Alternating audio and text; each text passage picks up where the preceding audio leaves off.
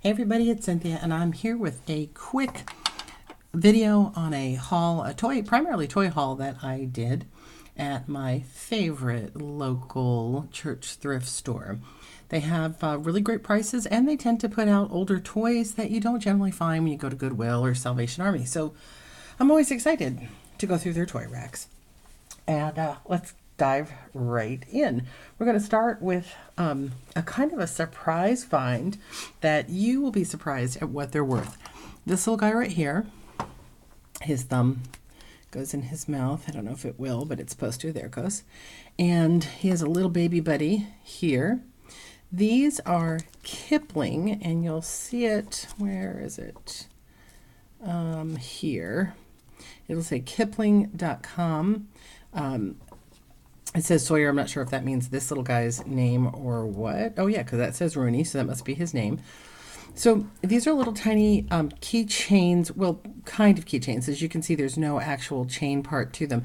These came on zipper pulls of Kipling purses and backpacks, I believe. But for whatever reason, they're highly sought after. People collect them. I guess maybe they lose them off their purses, or they find the purses without them, and they like to buy them. So these little fellows will sell for $10 to $15.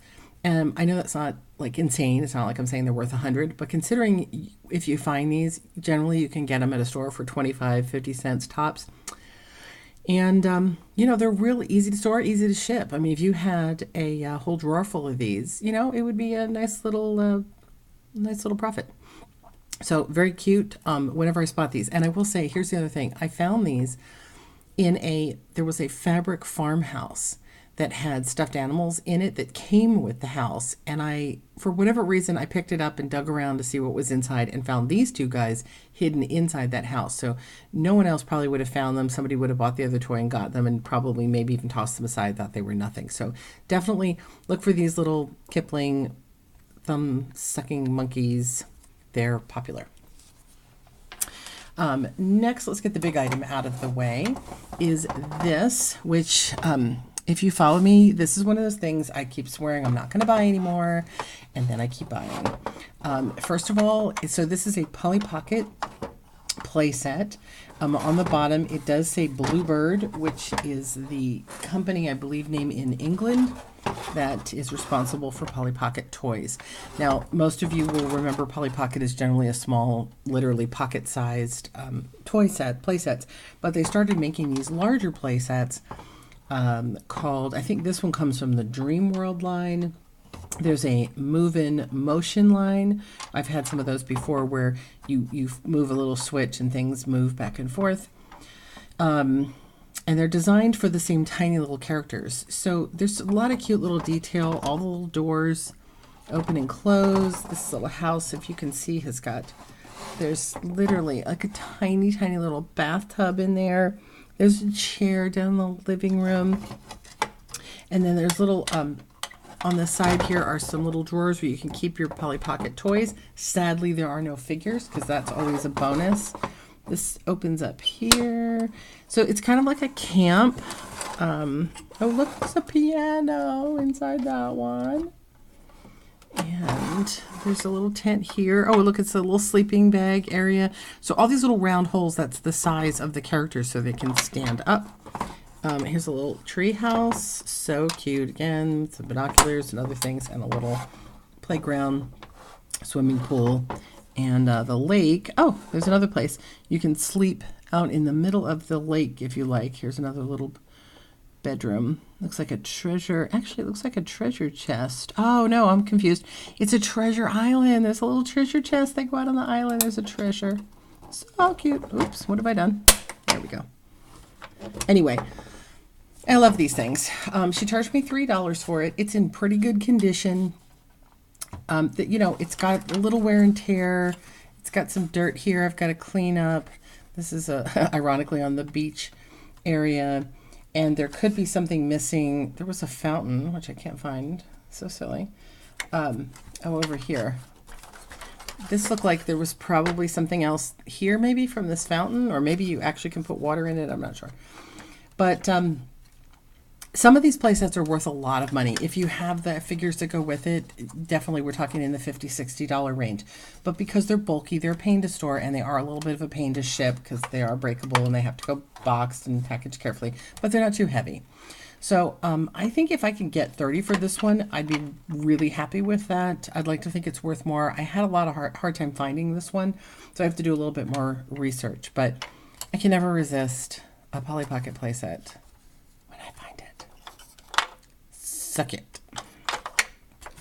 All right, next is, get this out of the way. Back noises. So here's a little blast from the past. Let me pick you up a little bit. This is a Playskool Flutter ball, and I believe it is from it is marked 1979.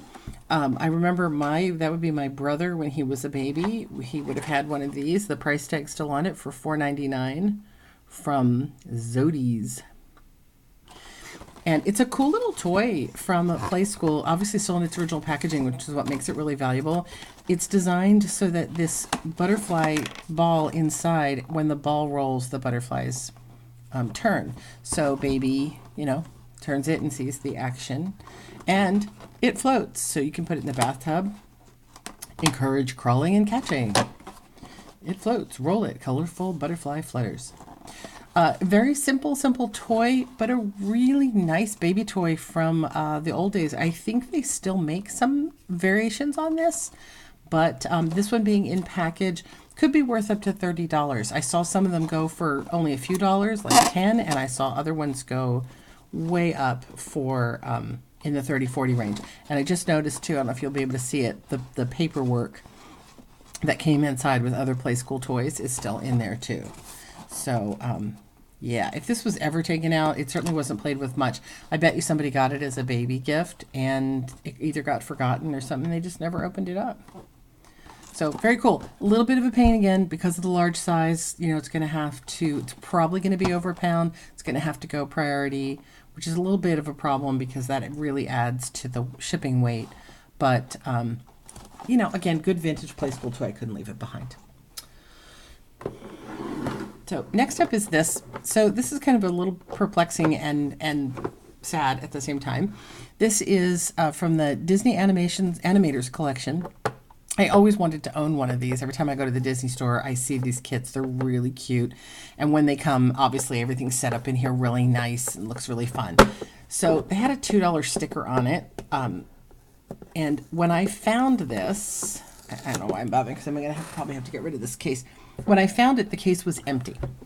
And on the pieces, which I'm going to show you in a minute, were all over the place. I dug in a bunch of boxes to find them all. And I did find most of what goes with it. Now, this is the Aladdin Jasmine set, because you can see it's got the Aladdin lamp there and the purple. But for whatever odd reason, it doesn't close. And I don't get it, because it should close. It seems like it should snap shut. But every time I do, it just reopens. So I don't know. That's a trick. That's a question for my husband. I think it's something wrong with the hinge. But even if it doesn't, I couldn't leave this behind. Look how adorable. So here's Jasmine. And look at her little shoes. Look at her little shoes. So cute. And then she comes with her little doghouse, basically is what this is. And then here's her pet, which is a little bobbleheady tiger. So basically it's a tiger house, not a dog house. And then he comes with a pillow that he can sit on, or she can sit on. I'm assuming he sits on it. And here, we come down here so you can see better. And then, oh, he's Raja. And he's got his little dog bowl. This I found at the last second. I looked online to see what else came with this set. That's funny. She's got like a hair thing. Oh, there it is. There was some, so I found these pieces and I knew they went together. Actually, I found the pillow later and realized that went with it. Oh, it goes the other way. It's actually, it stands up. There we go. And I looked it up online and found that it should have had a dog bowl and it should have had a brush and something else. Brush and a mirror, maybe? I'm not sure. Some tiny pieces, maybe some food. I dug again in the boxes at the place. They're just, totes full of toys, and I found this at the bottom, so I could almost make the complete set. It's really missing just the tiniest of details, which I'm not concerned about. Very cute. In the box, if I had it brand new in the box with all the packaging, it runs in the $30 range. So I'm hoping that somebody will want it out of the box for at least the $15 range. If I don't give them the plastic box, which I don't think they necessarily want, that will definitely lower the shipping price. And that's a funny thing if you sell a lot of toys, that sometimes it's cheaper to not include everything that came with it, and it makes it more worthwhile. And what I mean is, if I have to charge $30 in order to cover the shipping with this box, well, they can buy it brand new for $30, so that's silly. But somebody might be interested in, like, say, $14, which is half price of the new one for all the pieces, and this would go a lot cheaper. But she's awfully cute, and I'll probably hang on to her on my desk till she sells because she's so adorable. I'm just going to put her aside. Does he fit in there? He does. And then that, though, he's kind of cuter on his little bed there. All right. Yes, my husband about fixing that. Last two things. These. So this was kind of a wild card item. I grabbed it because it was cheap. I'm a little perplexed about it, and I still have to do a little more homework. If you know the answer to the question, you can certainly leave me a comment and save me the research time. So on this base, he does say that he's Funko, but he's clearly not a Funko Pop. I know that Funko made some taller bobblehead toys, which this is. He's not a wacky wobbler, though, because he's the wrong shape. And then all the ones I see online, his hand is not in this position. So that's what's perplexing me. The fact that he's just a different shape than a lot of the ones you find online. So he may have no real value outside of his box. I do pick up Funkos outside their box when I can, and I sometimes just make lots of them. So he may just end up in a lot with some other things if he doesn't have any value on his own. But he was kind of cool, and I thought I think she charged me $1, I'd take him. And the last one is a toy that I thought we would play with together. I just now realized that's Wendys, right? Isn't that what that is? Ancient Theater. Yeah, for Wendys. Oh, so cool. So this was a Wendys toy, kids meal toy. And what it is Set Your Stage, Ancient Theater. And so apparently there were different theaters from different eras, which is so cool. I would have loved this when I was a kid. So let's open it up and see what it does. It's built. You build a theater, a stage. Look, it's never been open. We have now opened it. Oh, it's so fun. Oh, this is my kind of kid's toy. Wow. Wow, wow, wow. I'm doing my own Wilson. Wow. Wow. All right, so we put this. We might actually need the instructions. Let's turn around. So there is, when I was a kid, I always wanted to build a dollhouse that was basically a theater, and then create the different backdrops. No, it goes this way. Create the different backdrops from my favorite plays. So, instead of like just a dollhouse. So there's the backdrop for ancient Greece. And then, sorry, I'm out of frame here. Let's see. We'll go with this little tricky here. This is a very nice interactive toy. I wonder how long ago Wendys made these, because we only have one Wendys. It's not that close to us here, so I don't go to Wendys that often. Not that I don't go to too many fast foods actually anymore, but I would have gone to Wendys to get the full set of these. Like I said, I'm assuming there was a Rome, probably Greek, probably maybe Shakespearean. This goes here. This is so cool. And then you slot in your characters. Let's put him further back. So we've got Pegasus there. We've got some statues that look a little,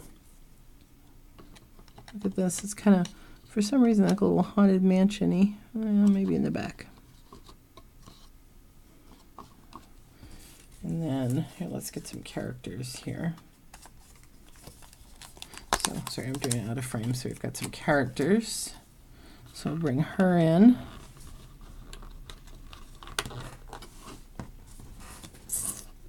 Yeah. And we'll bring him in. And we'll move the Pegasus so you can see it better. And then there's like some other set pieces, some urns and things here. And then here's our villain, a big scary ogre, and a woman playing a lyre, I think. I'm not saying that wrong. And you can make a little story. Look how cute. That is fun. That is fun. That was $1 worth of fun for sure. Look at that. That's a clever idea. Oh my gosh, I didn't even notice. Look, there's the city, or I can turn it around and give them a different backdrop. And now they're in front of the great ocean back there. And this turns around too. It turns to a gray color. But this side has the Wendys symbol, so this is a little bit more. But you can go this way and create a slightly different look. But I love this backdrop. Here, let me pull it so you can see it. Let me pull off this statue. He's a little bit of a pain. There's the other backdrop. And so you have the city, and then you have overlooking the ocean. So we have our heroes getting ready to go out to battle. Here, let's move her back. And there's, I think there's 3. Yeah, that's so cool. There's 3 layers where you can put people so you can get some dimension. Let's get the ogre in there. So our hero has someone to fight. Oh, scary. There's the scary ogre. He's going to fight him. Here, let me move him a little bit. Here, let's move the ogre a little off screen. Like he's just coming in. And then they can turn these so they can face either direction. And he's going to save the princess, who actually probably want that ogre's butt all on her own. She's got a cool little owl. She's got her Pegasus she's going to jump on. See, and then you've got all those tracks, so you can move the characters around in different ways to get it. Oh, wait, is there some other... Oh, wait, there's some other action I'm missing. There's some kind of moving part. Oh, okay. Wait, there's supposed to be another piece. I thought we were wrapping up here. Let's see. Oh my God. I didn't see this. This is why you read instructions. So, wait. Now, we have a better story. So we put our guy into the holder and into the holder, and then we have to flip our guy around here. And then these slide in and out. So then they slide. Oh, and you can do battle. Oh, this guy. Oh, look, they can fight with each other. And then you can put the Pegasus on, and the Pegasus can fly through the scene. Oh no, he's winning! And then we come at the front. Oh, move it back. We shall save you, princess. That is the cleverest thing in a small box I have seen in a really long time. Yeah, and see, they show you. Put them on the pieces, move them back and forth. And I love that that's like the only instruction, so kids can just use their imaginations. I am pleased as punch with this silly little thing, and I might play with it some more.